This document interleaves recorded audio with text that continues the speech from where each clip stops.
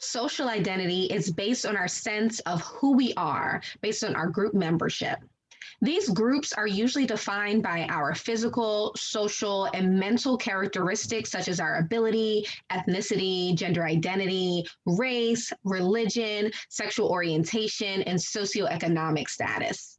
How our sense of who we are interacts with structural norms resulting in power, oppression, and privilege.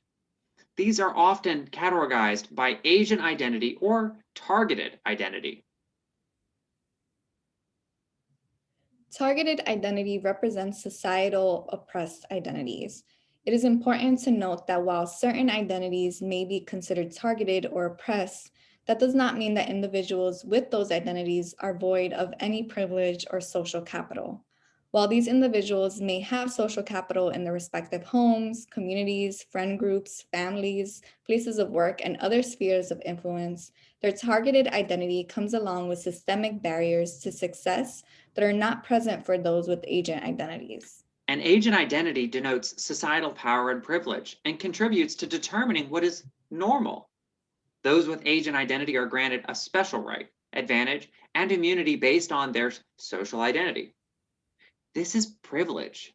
In the US context, privilege is categorized by those who identify as white, heterosexual, cisgender, male, Christian, socioeconomically advantaged, and without disabilities. This does not mean that people with one or more privileged social identities did not work hard to accomplish or achieve what they have, but it does mean that they did not face systemic barriers related to their privileged or agent identities. So while you may have a combination of agent and target identities, the systemic barriers you face are connected with your targeted identity or identities and not to your agent identity or identities.